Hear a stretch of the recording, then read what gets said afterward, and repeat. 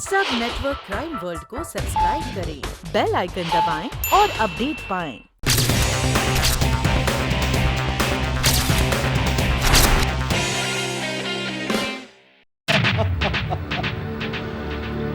जगत नारायण जी इसे कहते हैं कि जब गीदड़ की मौत आती है तो वो शहर की तरफ भागता है।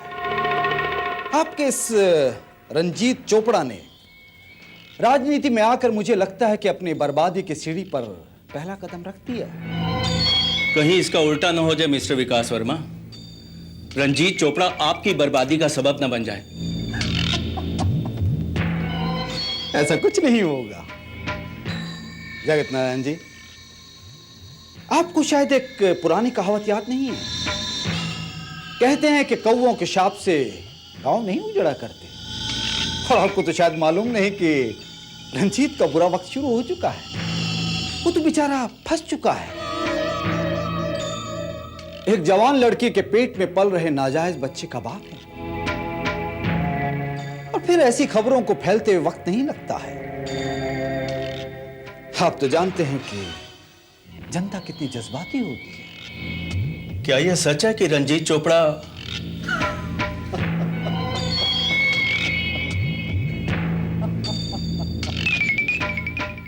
देखिए, सच और झूठ का फैसला तो मीडिया करती है, लेकिन जनता ये जानती है कि छपे हुए शब्द झूठ नहीं बोलते। विकास वर्मा, रंजीत चोपड़ा की छवि बिगाड़ने की साजिश कहीं आपने तो नहीं की? जगत नारायण जी, आप मेरे बारे में अच्छी तरह से जानते हैं।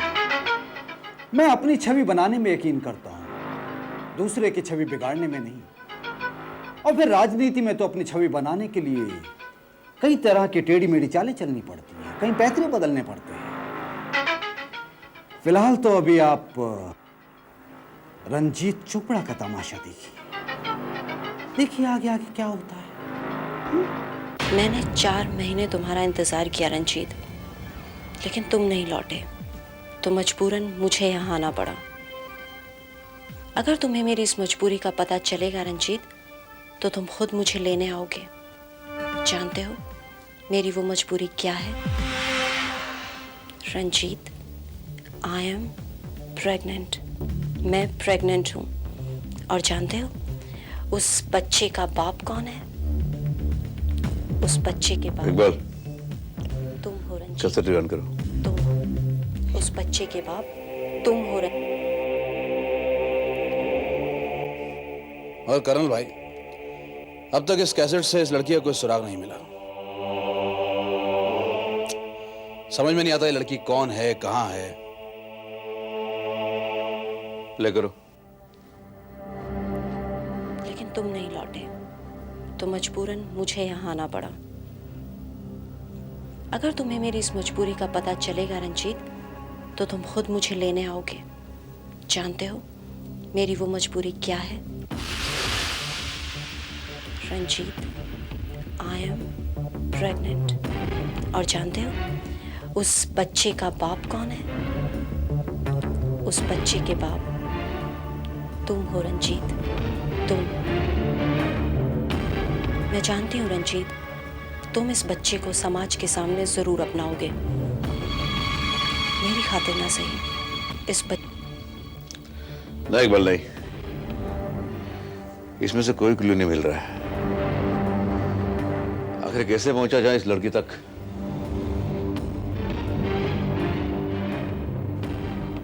तो काम करो, ये वीडियो कैसेट जरा बाहर निकालो। ठीक है करना।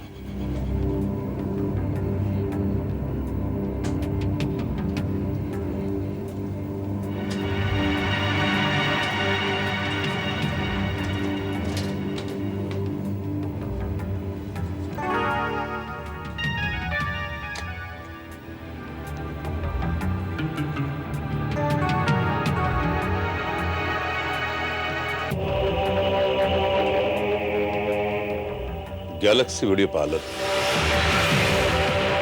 इकबाल, इस वीडियो कैसेट पर ये जो स्टिकर लगा हुआ, इस पर गैलेक्सी वीडियो पार्लर का नाम और पता लिखा है। हो सकता है इसी पार्लर से इस लड़की ने अपनी शूटिंग करवाई हो।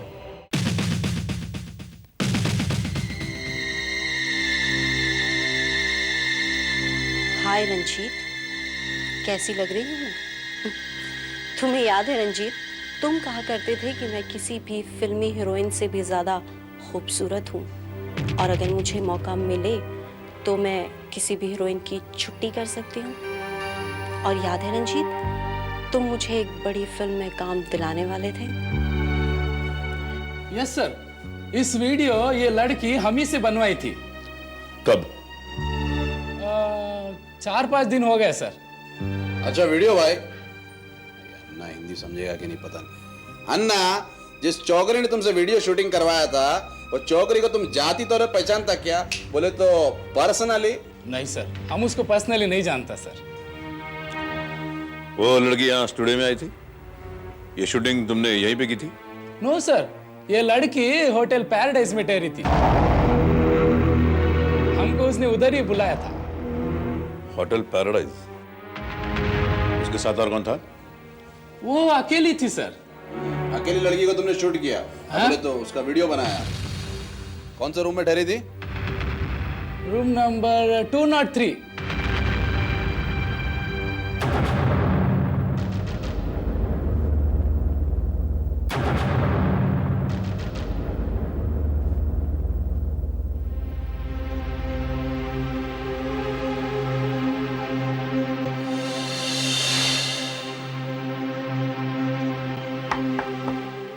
Good morning sir, welcome to hotel paradise.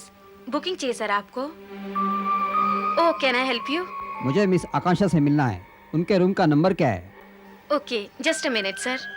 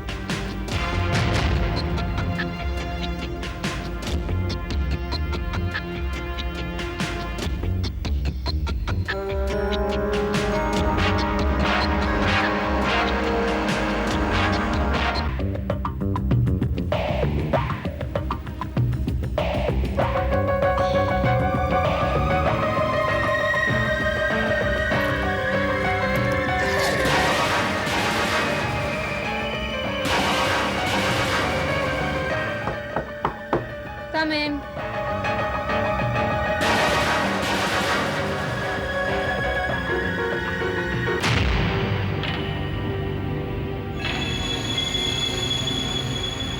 तुम?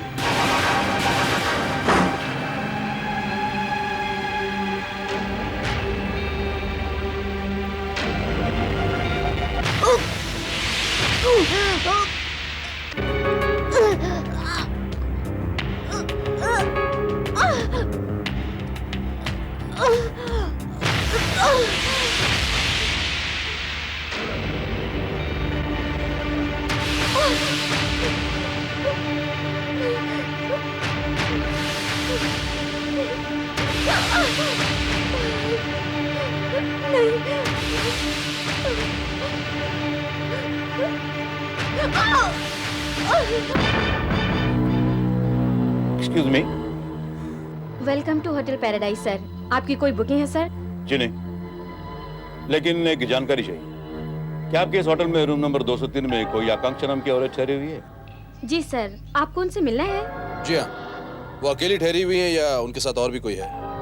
वो तो अकेली ठहरी हैं, पर अभी अभी कोई उनसे मिलने आए हुए हैं।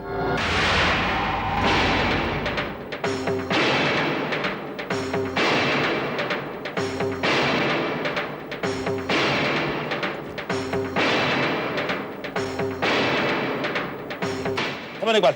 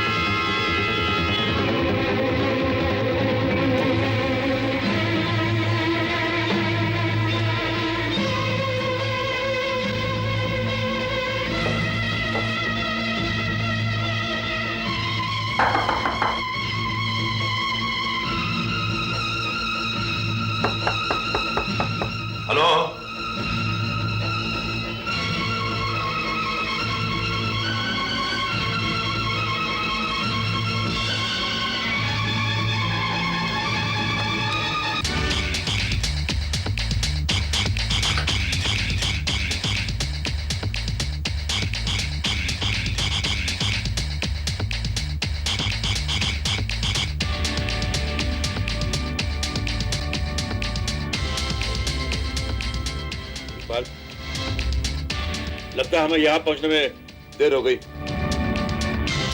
खून के ताजा नशे इस बात का सबूत है कि आकांक्षा मारी जा चुकी है। यानी हमारे यहाँ पहुंचने से पहले ही कोई यहाँ आकर आकांक्षा का काम तमाम कर चुका है। लेकिन एक बात अपनी हटी हुई खोपड़ी में नहीं बैठती कर्नल भाई, कि दिन दहाड़े वो आकांक्षा की लाश यहाँ से बाहर कैसे ले गया होगा।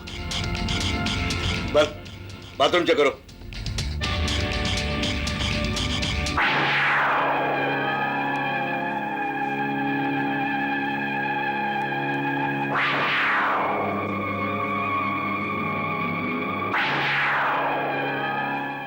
नहीं, कुछ नहीं कर्नल भाई।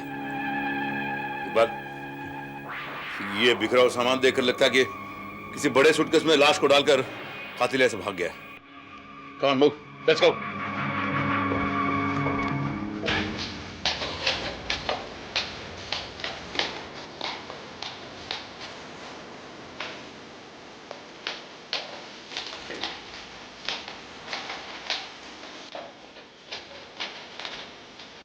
मैडम, याद में आकांक्षा से मिलने आया था, क्या आपने उसे यहाँ से वापस जाते हुए देखा?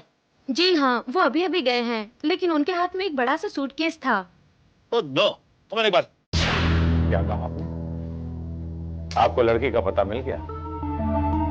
आपके वहां पहुंचने से पहले वो लड़की गायब हो गई। लेकिन हमें पूरा शक हो गया कि उसे मार दिया गया है।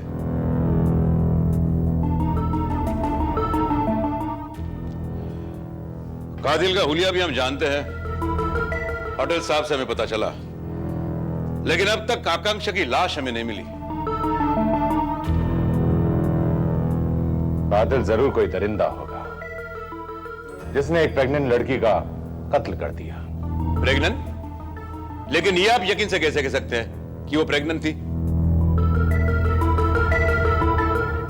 हो सकता है वो आपको ब्लैकमेल करने के लिए झूठ बोल रही हो, लेकिन अगर आप ही कह रहे कि वो प्रेग्नेंट थी तो फिर नहीं, मैं कैसे यकीन से कह सकता हूं? मुझे कुछ नहीं मालूम।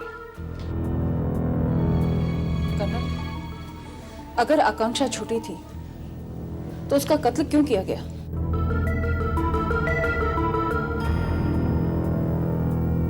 मेरे ख्याल से जिसने भी उसे प्लान किया था, शायद उसी ने उसे मार दिया, ताकि लड़की के पकड़े जाने के बाद कहीं वो सारी सच्चाई और उस शख्स का नाम न बता दे। लेकिन मिस्टर चोपड़ा, बेहद हैरानी मेरी सच्चाई यह है कि आकांक्षा ने होटल रूम से जो फोन किए थे उसमें एक नंबर आपके घर का भी है।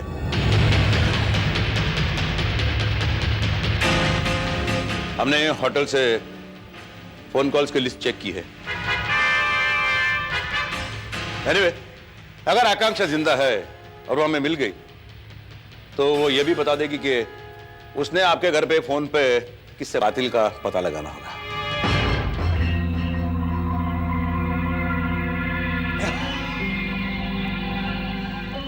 Famous film star Ranjeet Chopra, लोगों के दिलों का राजा, तू गया? You're finished, absolutely finished. अब तुझे बर्बाद होने से कोई नहीं रोक सकता, मैं भी नहीं रोक सकता। जो तेरा पॉलिटिकल कैरियर है ना, शुरू होने से पहले फिनिश्ड।